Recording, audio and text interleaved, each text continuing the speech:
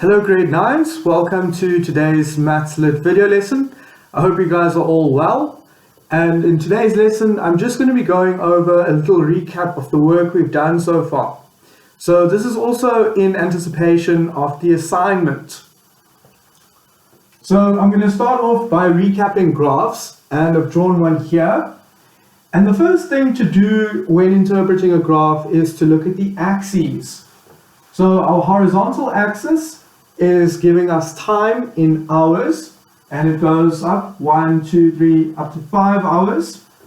Our vertical axis is distance measured in kilometers, and we go up to 300 kilometers. So next we need to notice the divisions along each of the axes. So this is going 1, 2, 3, 4, 5, but in between we have other divisions. So if the division is directly between, it means we're dividing each hour into 2 equal increments. So that means the value of each increment will be half an hour. For the vertical axis, we've divided each measurement into 4 equal increments. So then the value of each increment would be 100 over 4, which is 25 kilometers. And you can quickly check this. If we're counting from 0, we go 25, 50, 75, 100. So 4 jumps of 25 to make 100. So next we're going to talk about the overall shape of the graph. And we should be quite familiar with these. We've seen a few of them. And this could be our classic problem of, say, a man leaves his house to visit his mom and then returns home.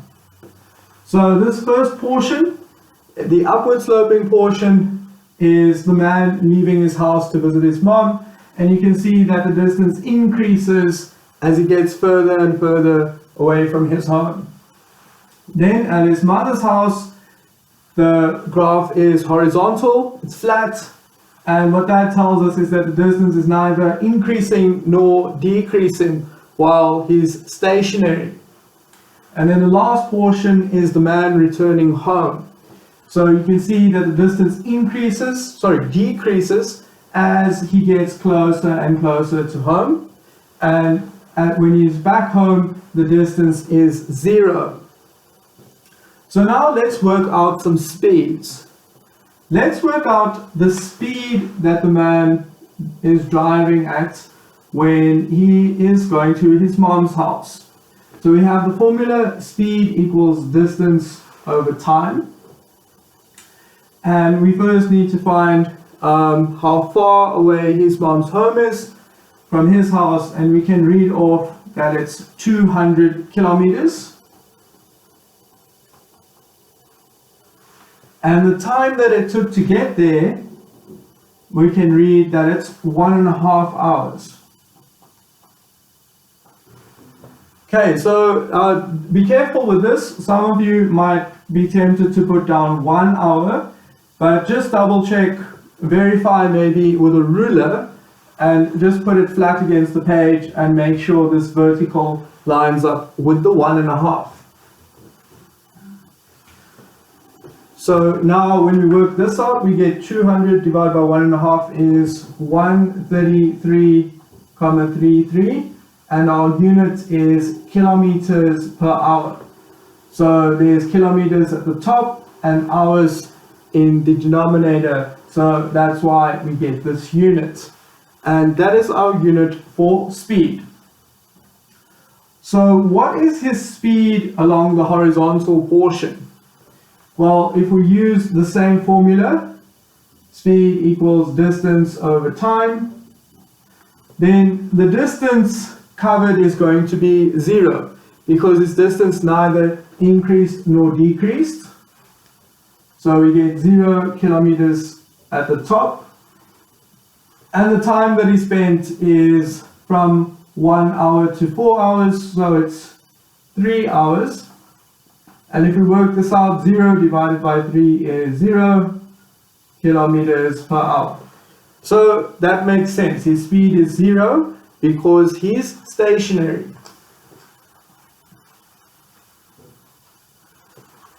So let's look at the last portion. How fast is he going when he returns home? So once again, our formula, speed equals distance over time. The distance is the same, and the time that it takes now is from 4 to 5, so it's 1 hour.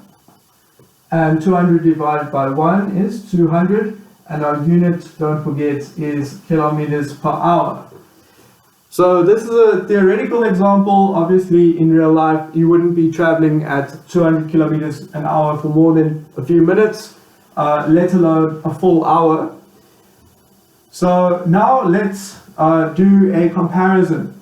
So we can see that the speed at which he travels to visit is 133, and the speed at which he returns is 200.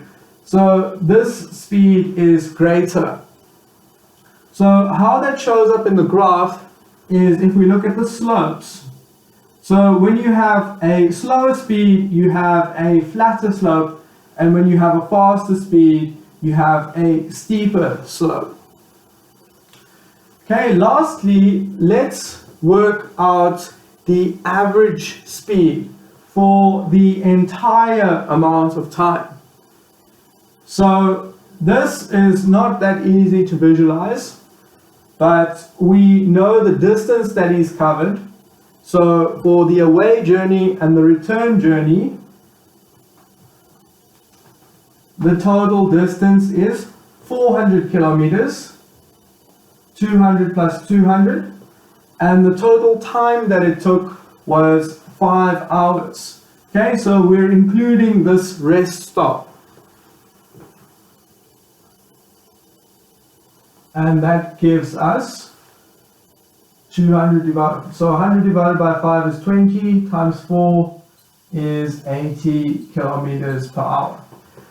So we can get a number of things,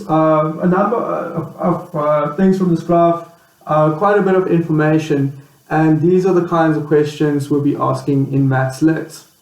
So next, I just want to do a problem on area and volume. So for the area problems, I just want to go over the revision that I sent out, and the heading is solve equations involving perimeters and areas. So for question 1, it says that the area A of a rectangle is 200 centimeters squared and its length is 50 centimeters. Determine the width of the rectangle. So I just want to put down this information.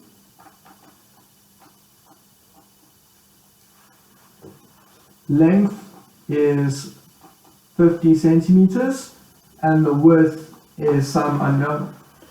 So if you're struggling to conceptualize this problem, you can always draw a picture to try and help.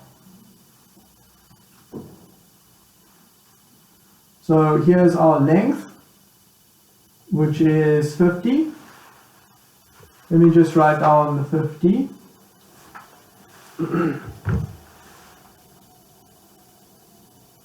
And our width, which is unknown. So we know that the formula for area of a rectangle is length times width.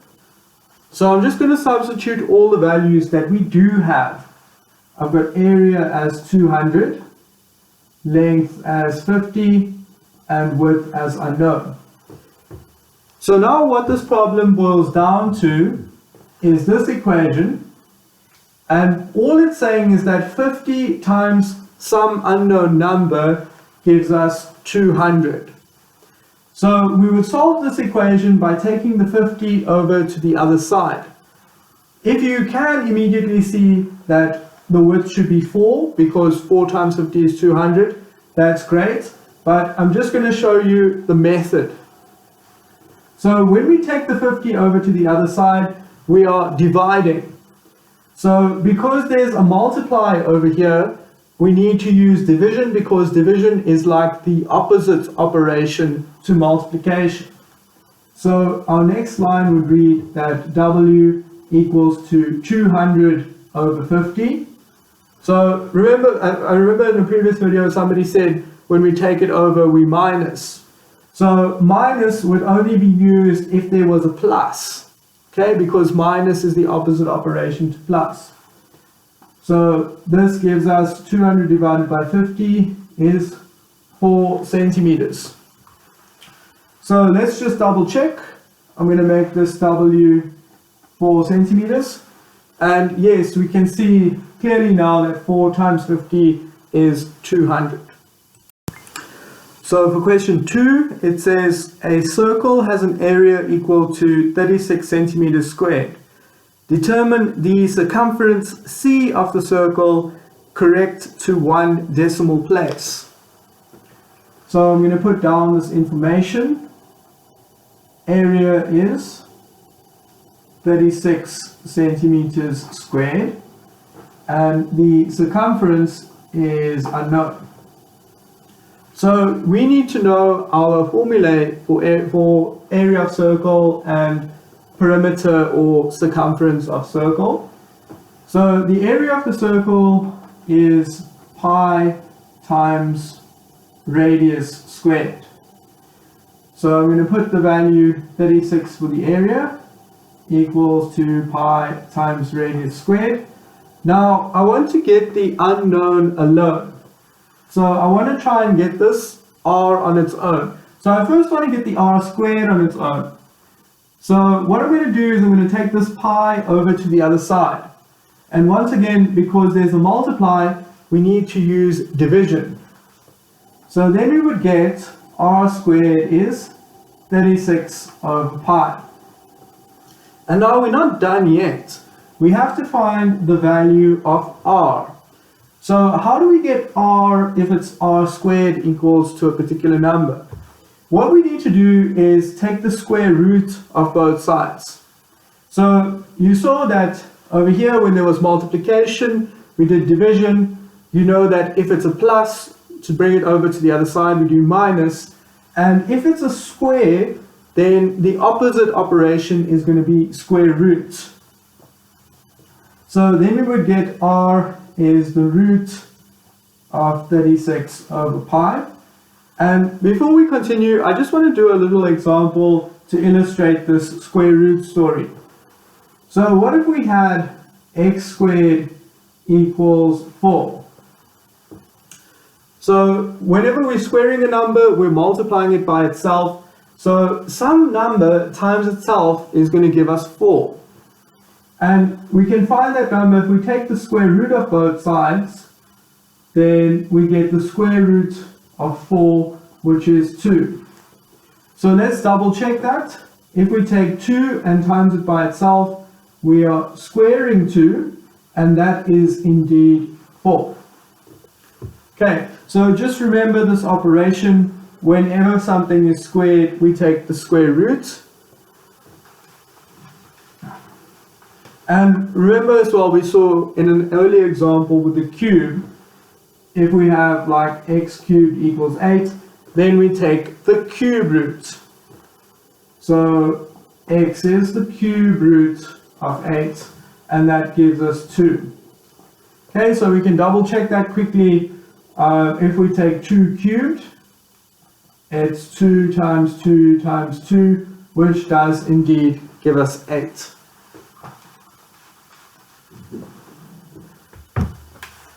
Okay, so let's work this out. We put 36 divided by pi, and then we take the square root, and I get 3, 385. So I'm not going to round down to 1 decimal just yet, because I'm going to use this number in a further calculation when we're finding circumference. So I'll only round down when we get to the final answer. So what is our formula for circumference? You should be familiar with it. It's 2 pi r. So we've discovered the value of r, so we can just plug and play. So circumference is 2 times pi times 3,385. So 3,385 times 2 times pi gives us 21,26. So that would round to 21,3. Let me just write down the whole thing, then you can see the rounding. So it's 21,269. And we would round this 2 up to a 3 because the following decimal place is a 6. And don't forget our units, it's centimeters. Okay, now I just want to do a volume problem. So the last question I'm going to look at is the volume question from the revision. And that is question 5. And it's the problem with the cans being packed into a box. So I'll just read the question. It says, cylindrical tins are packed into a cardboard box. The diameter of each tin is 9 centimeters and the height of each tin is 12 centimeters. The cardboard box has length 45 centimeters, width 27 centimeters, and height 12 centimeters. So once again, this is easier drawn than said. So I'm just going to put some pictures.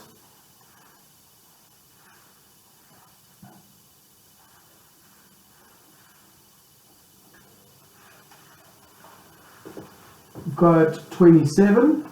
I'm not going to put the unit because everything is in centimeters.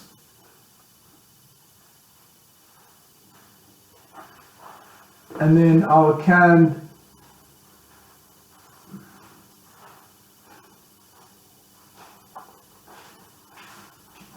so the diameter of our can is 9 centimeters and the height is 12 centimeters. Okay, so let's go through the questions. For 3A, it's asking, calculate the capacity of the box in cubic centimeters. So capacity is the same as volume. So the volume of this box, we're just going to multiply these three numbers together. So remember, the lid of our box is going to be 45 times 27. So the lid is a rectangle, so it's length times width. And then we have to multiply the area of our lid by our height, which is 12. And that works out to times 27 times 12, 14580. And don't forget our unit, centimeters cubed. Okay, so we don't have to put the units down. It's just anywhere else. It's just for our final answer. Okay, 3B asks, how many tins will fit into the box? Okay, so if we're packing the tins, we pack them in rows. And we want to see how many tins make up a row and how many tins make up a column. So for the rows, I'm going to go this way for rows and this way for columns. So we know that the diameter of the tin is 9 centimeters. So if we're looking at this box from the top, we pack the tins like this. And each of these tins is 9 centimeters. So if we have the row width being 45 centimeters and the diameter of the tin is 9 centimeters, that would mean we could pack 5 of these tins in a row. So you can check it. If we take our row length, of 45 and divide it by 9, we're seeing how many times the tins can fit into this width, and 45 over 9 gives us 5 tins.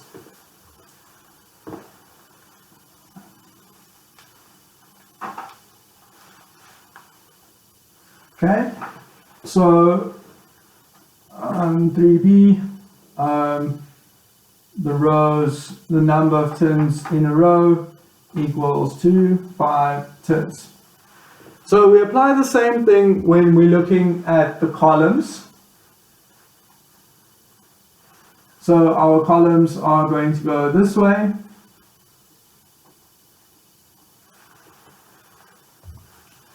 And the length of our column is 27. So how many tins can fit into a column? It's 27 divided by 9.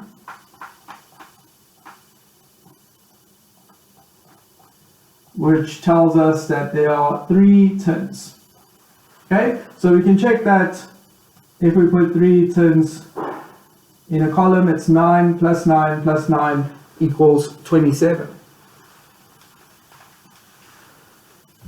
So if our box can take rows of 5 tins and there are 3 of these rows, that means that the number of total tins is going to be 5 times 3. So it's going to be 5 plus 5 plus 5, which is 5 times 3, and gives us a total of 15 tins. So on to question 3C. This is asking us to calculate the total volume of the tins in the box in centimeters cubed. So to do this, we first have to find the volume of each tin, and then we have to multiply it by 15 because there are 15 tins per box. So our formula for volume is area of lid times height.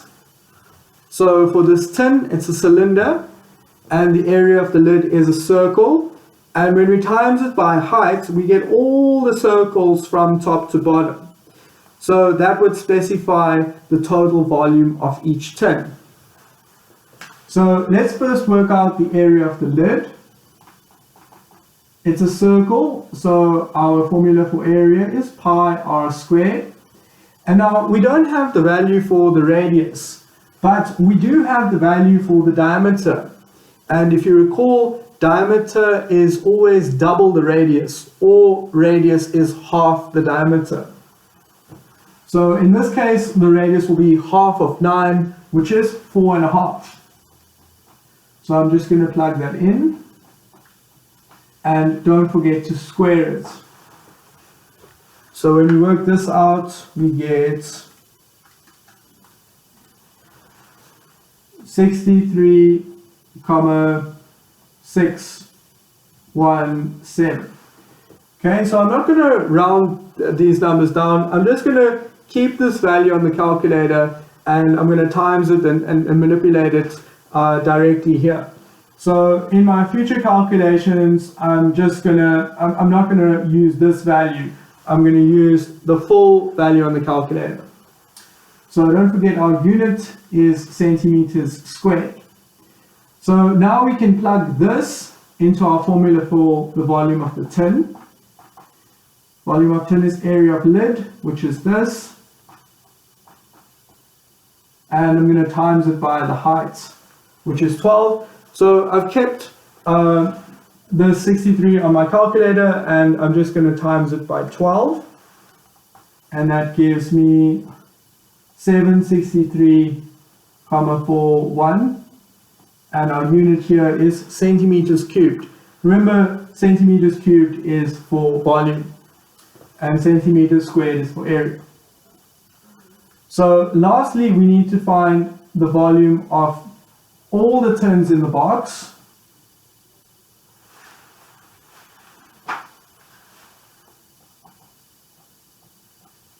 And that's going to be 15, which is the number of tins per box, times the volume of each tin. So it's 15 times 763,41.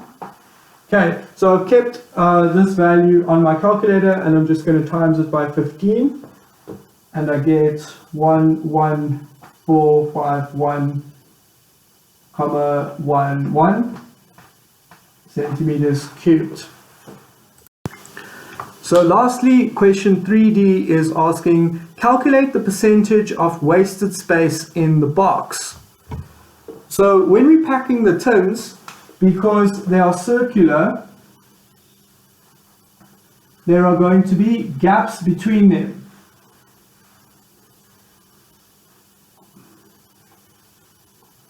Okay, so you can see these gaps in between over here, and that's going to be our wasted space.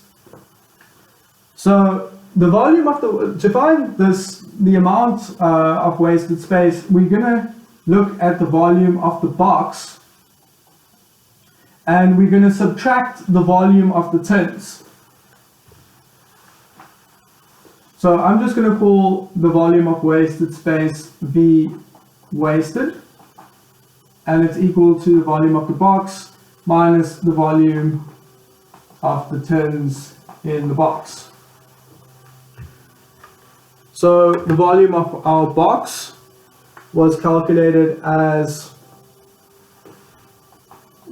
14,580, and the volume of our tins was 11451,11. So you can clearly see that the volume of the tins is less than the volume of the box. If you got it the other way around, that the volume of the tins is greater than the volume of the box, then you know you've done something wrong.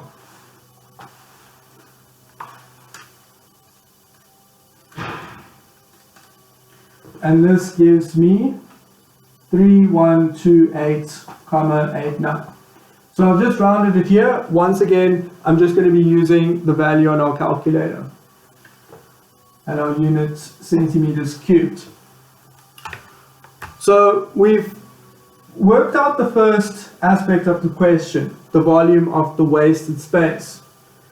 So this is also asking us to calculate the percentage of wasted space in the box. So to find the percentage, we're gonna look at this number, the volume of the wasted space, as a fraction of the total space in the box, and we're going to times it by 100. So the percentage wasted is the volume of the wasted space over the volume of the box. So this will give us a fraction, and then we have to times it by 100 to get percentage. So volume of wasted was 3128,89. The volume of the box was 14580, and we times it by 100.